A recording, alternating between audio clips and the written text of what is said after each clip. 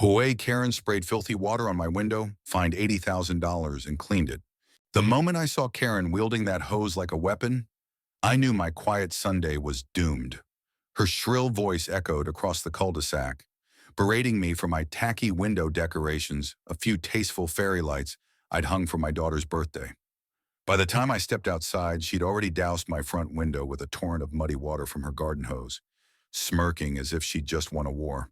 I'd only lived in Maple Grove for 3 months, a cozy suburban neighborhood with manicured lawns and a homeowners association that Karen ruled like a dictator. At 42, she was the self-appointed queen of Block 7, her clipboard always at the ready, her eyes scanning for the slightest infraction. My fairy lights, apparently, were a crime against the HOA's aesthetic standards. I'd received her passive-aggressive note the day before, demanding their removal, but I'd been too busy with work to respond.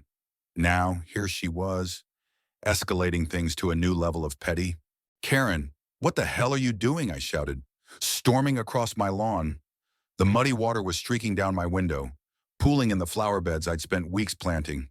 My daughter, Lily, peered out from behind the door, her eyes wide with confusion. "Teaching you a lesson," Mark Karen snapped, her blonde bob bouncing as she waved the hose. "This neighborhood has standards, and your tacky lights are bringing down property values." "Property values," I laughed, incredulous. "You're spraying my house with filth over fairy lights." She didn't answer, just tightened her grip on the hose and aimed it higher, splattering the second-story windows. The audacity was staggering. Neighbors began to gather, drawn by the commotion. Old Mr. Jenkins from next door shuffled out, shaking his head. Mrs. Alvarez, who'd warned me about Karen's reign of terror, stood on her porch, filming with her phone. I took a deep breath, trying to stay calm. "Karen, stop. You're damaging my property." "Damage," she scoffed. "This is nothing compared to the eyesore you've created. You'll thank me when your house doesn't tank the market." That's when I noticed the water wasn't just muddy, it reeked. A sour, stagnant smell hit me, like something from a sewer. I glanced at her yard and saw the source, a broken garden faucet, spewing murky water from a pipe she'd clearly neglected. This wasn't just a tantrum, it was a health hazard. My flower beds were now a swamp, and the sludge was seeping toward my driveway. "Karen, you're flooding my yard with contaminated water," I yelled. "My patience gone. Turn it off." She rolled her eyes, tossing the hose aside like a petulant child. "File a complaint. Mark, see how far that gets you." With a smug wave, she marched back to her house, leaving me staring at the mess. I spent the rest of the day scrubbing my windows, but the stench lingered. Lily, only 7, kept asking why the mean lady hated our lights. I didn't have a good answer. By evening, my anger had hardened into resolve. Karen wasn't just a nuisance, she'd crossed a line. I called a friend, Tom, who worked as a contractor and had dealt with HOA disputes before. He suggested I get the water tested and document the damage. "Karen's not as untouchable as she thinks," he said. The next morning, I collected samples of the sludge and sent them to a local lab. I also filed a formal complaint with the HOA, detailing Karen's actions and including photos of the mess. To my surprise, Mrs. Alvarez sent me her video footage, which clearly showed Karen's deliberate attack. But the real twist came that afternoon when Tom stopped by with a colleague, Sarah, an environmental inspector he'd called in as a favor. Sarah examined the broken faucet in Karen's yard and shook her head.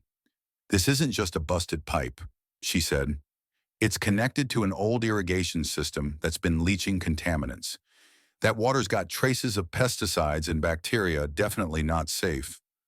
She took her own samples and promised to rush the results. Her expression was grim.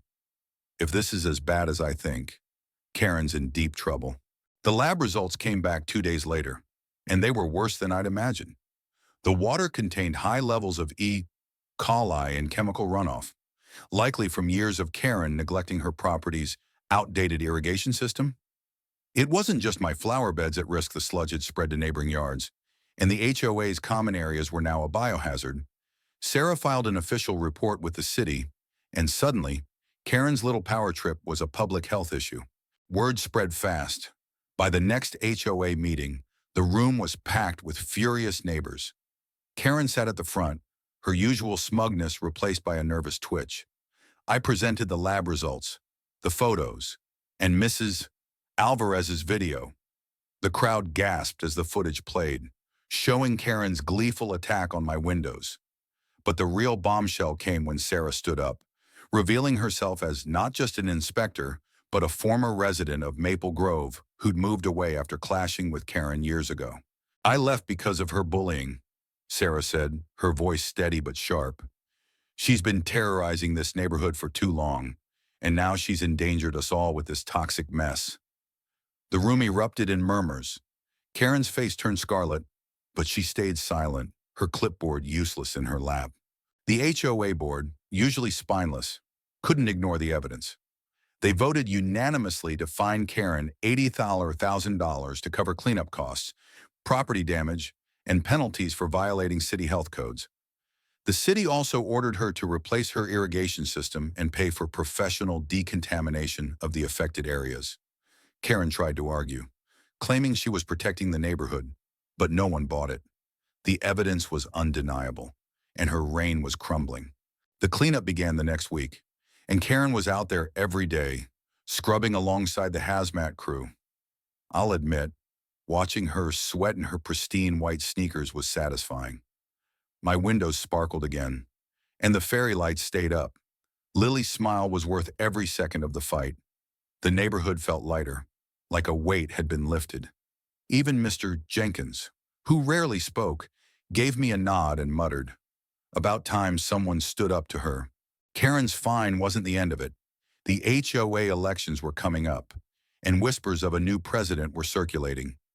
Mrs. Alvarez was considering a run, backed by half the block.